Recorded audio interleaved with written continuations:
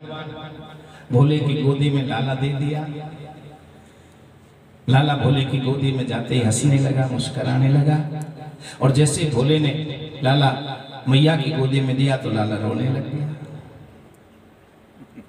अब यशोदा मैया कहने लगी, मैं इसलिए तो मना कर रही थी, बाबा की गोदी में जाए तो लाला हंसे और मैया की गोदी में जाए तो लाला रोवे। अब एक काम करना पड़ेगा, के तो लाला बाबा को दे दो, के बाबा महल में रख लो। भोले कहने लगे, मैया इनमें से किसी काम को करने की जरूरत नहीं है, एक काम कर लो, आपके आंगन में, आपके महल में भगवान शिव के परिवार की स्थापना करवा दो। भगवान शिव के परिवार की स्थापना करते ही ये लाला रोज बल को प्राप्त करेगा, रोज शक्ति को प्राप्त करेगा और बहुत जल्दी पहलवान हो जाएगा, बलवान हो जाएगा, ज्ञानवान हो जाएगा। फिर कोई शक्ति इसको रोक नहीं पाएगी।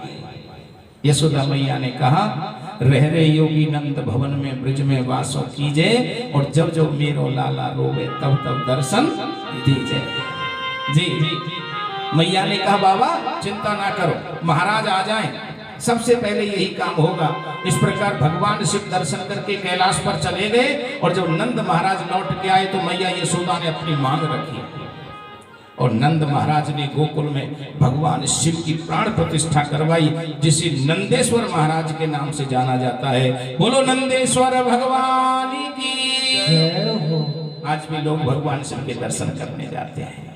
इस प्रकार भगवान भोले दर्शन करके आ गए और भगवान के नाम में कोई अंतर नहीं है, अंदर सामर्थ्य शक्ति एक ही है, ये उपदेश दे गए। सज्जनों, इसके बाद 6 महीने में जब शक्टासुर भेजा तो 6 महीने तक फिर शांत रहा कंस। और उसके बाद कहते हैं तिनकों को और आवर्त कहते हैं गोलाकार हवा। अभी जो बहुड़ा होता है, क्या बोलते हैं आप, क्या बहुड़ा ही बोलते हैं? हाँ। तो वो गोल गोल हवा और धूल उड़ती हुई जा रही है। राक्षस बहुड़े का रूप लेकर आ गया। मैया यशोदा लाला को दूध पिलाने लगी। दूध पिलाने लगी तो अचानक लाला ने अपना वजन बढ़ा दिया। भगवान ने अपना वजन बढ़ा दिया। क्यों? क्योंकि उधर से राक्षस आता हुआ दिखा। अगर मैया गोद में रखेगी मुझे तो हो सकता है राक्षस मैया पर भी आक्रमण कर दे। जो लाला ने वजन बढ़ाया, क्या शिक्षा दे रही है कथा?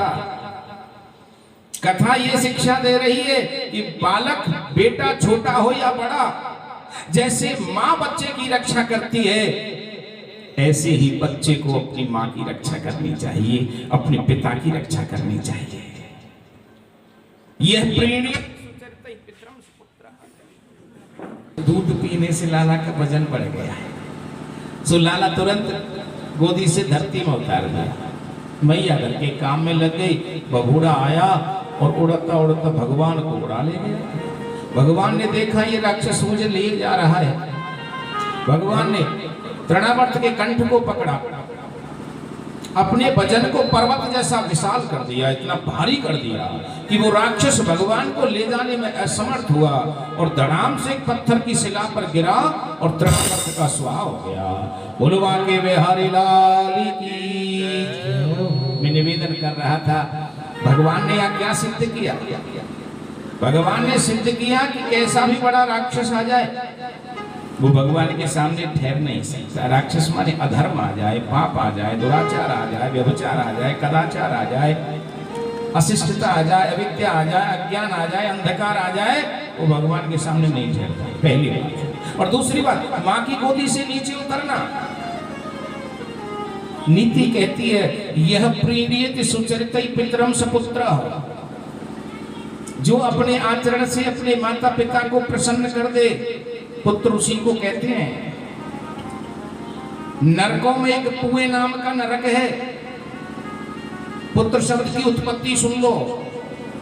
पू माने नरक, वो पुए नाम का नरक और त्रय माने बचा देना।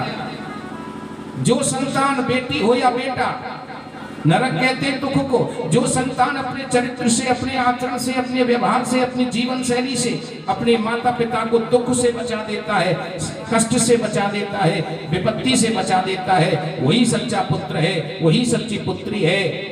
और जो संतान माता पिता को दुख देता है वो केवल माँ का महीने का मैल है, धरती का बोझ है, वो पुत्र नहीं हो सकता, वो पुत्री नहीं हो सकती। पिछले जन्म का कोई दुश्मन है जो बनकर आ गया है। जोर से बोलो जय श्री कृष्ण।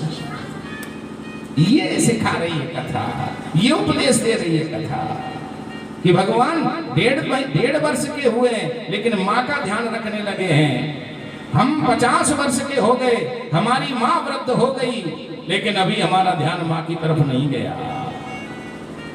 जवान हुए, शादी हो गई, पत्नी याद आई, और जब पत्नी बच्चे हो गए तो बच्चों की देखभाल में लगे लेकिन माता पिता की तरफ ध्यान नहीं है। धिक्कार है हमारे जीवन को। जब तक माँ बाप को खुश नहीं करेंगे तब तक कोई कथा कल्याण नहीं करेगी। जोर से बोलो जय श्री कृष्ण। सज्जनों, इधर भगवान का नामकरण संस्कार हुआ। गर्गाचार्य जी ने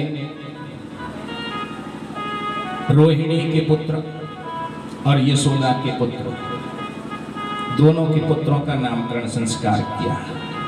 अयम ही रोहिणी पुत्रो रमयन सुहृदो गुणै आख्यास्यते राम इति वलाधिज्ञातबलं विदुः। ये जो रोहिणी का पुत्र है सचमुच इसका नाम है राम। रमयन सुहृदो गुणै, क्योंकि इसके जो गुण हैं वो रमण करने वाले हैं। रम क्रीड़ायाम, रम धातु से राम शब्द बना है। रमन्ते योगिनः यस्मिन् स रामः, जिसमें योगी लोग रमण किया करते हैं उसे राम कहते हैं। राम और आत्मा में कोई अंतर नहीं है। आत्मा भी रमी है और राम भी रमे है। इसलिए रोहिणी के पुत्र का नाम राम है, लेकिन बल की अधिकता से ये बहुत बलवान होगा, इसलिए लोग इसे राम की जगह बलराम कहेंगे। जोर से बोलो जय श्री कृष्ण। जी जी जी। आशन वर्णा सत्रयो ह्यस्य गृहतोनुयुगं तनुः शुक्लो रक्तस्तथा पीतः इदानीं कृष्णतामगतः। और जो यशोदा का बालक है, पहले इसका वर्ण शुक्ल था, सफेद था, फिर इसका रक्त वर्ण हुआ, फिर पीत वर्ण हुआ, और अब इस समय ये कृष्ण वर्ण है। इसका रंग काला है, इसलिए इसका नाम कृष्ण होगा। लेकिन कृष्ण शब्द का अर्थ सुन लो। कृष्ण शब्द की व्युत्पत्ति क्या कहती है? कृष्ण धातु से कत प्रत्यय करने पर शब्द बनता है कृष्ण। कृष्ण माने खींचना। समाकर्षति जीवानाम चित्तम यह स कृष्ण,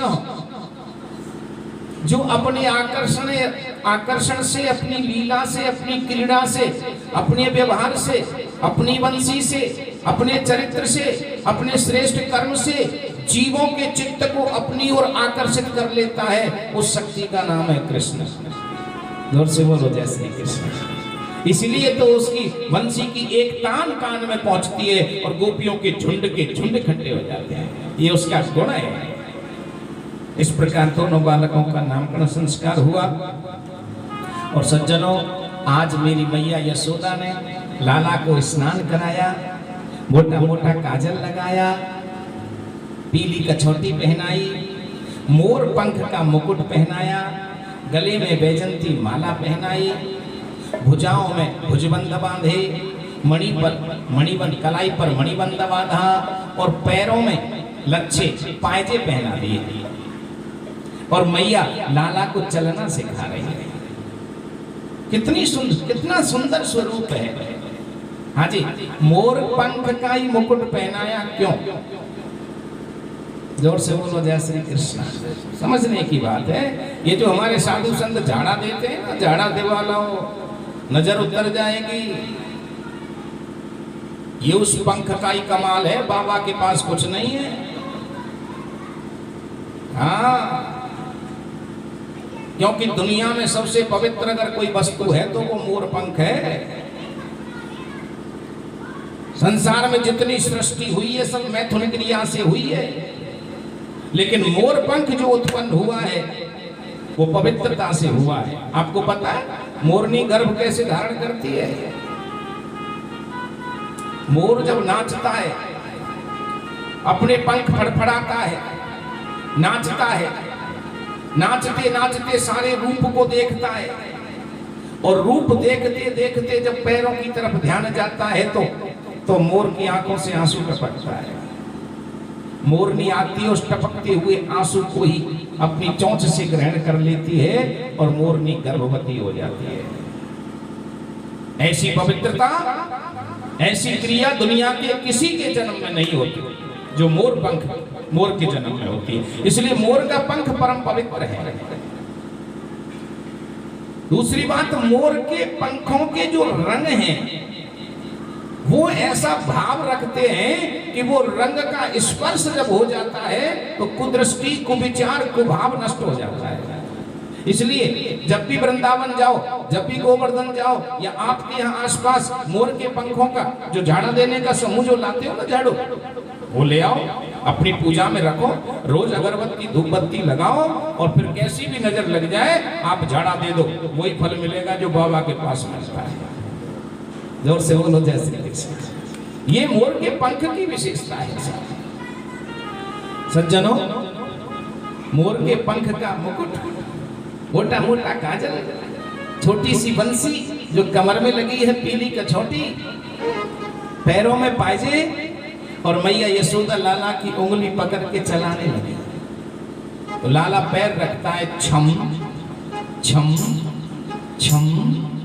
अब तो छम छम करते करते मैया तो चलना सिखा रही है, और लाला तो छम छम की आवाज से जल्दी जल्दी पैर रखने लगा, और महाराज लाला तो नाचने लग गया। जी, शेष महेश गणेश दिनेश सुरेश उजाए निरंतर ध्यावे, ताहे अखंड अनंत अनादि अवेद सुवे अछेद्य अवेद सुवेद बतावे।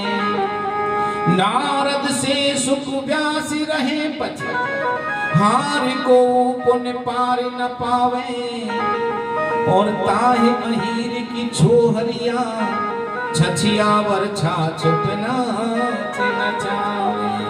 जो तीनों लोगों को नचाने वाले हैं, ऐसे त्रिलोकी, तीनों लोगों को नचाने वाले त्रिलोकी आज मैया यशोदा के आंगन में नाच रहे हैं। और कैसे नाच रहे हैं? भजन के माध्यम से।